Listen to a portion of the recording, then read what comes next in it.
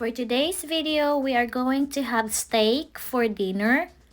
And I am going to make this in the air fryer for the first time.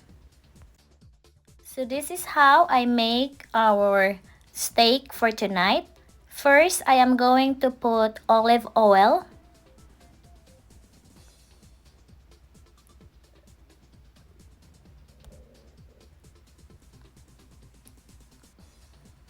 Brush it all over into our meat. Both sides, we are going to put an olive oil in it.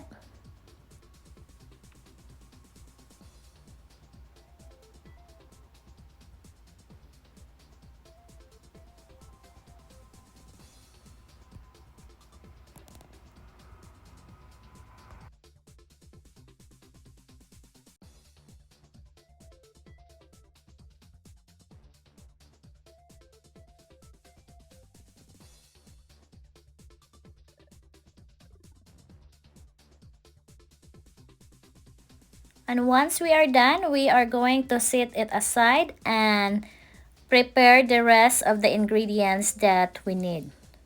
So in a mixing bowl here, I am going to combine salt, garlic powder, onion powder, paprika, ground black pepper, and dried herbs.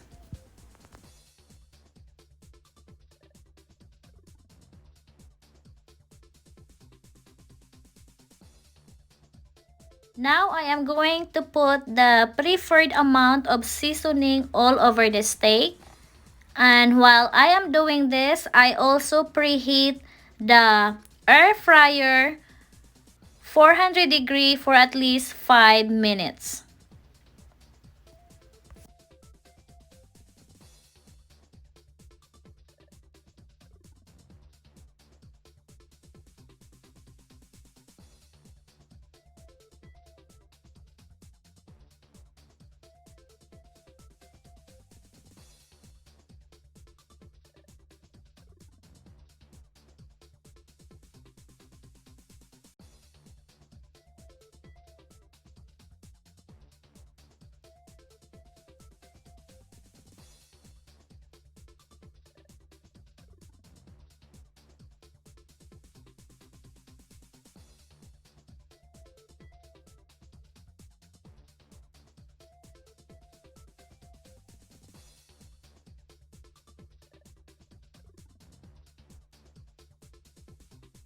Now that we done seasoning our steak, we are going to put it in the air fryer basket and cook it for 400 degrees Fahrenheit for at least 6 minutes. And once we are done, we are going to flip over the steak and continue to cook it for at least 4 to 5 minutes.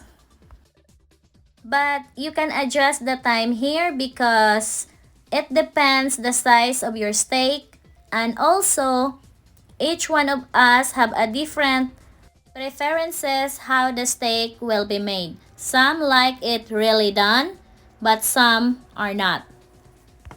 Now dinner is served.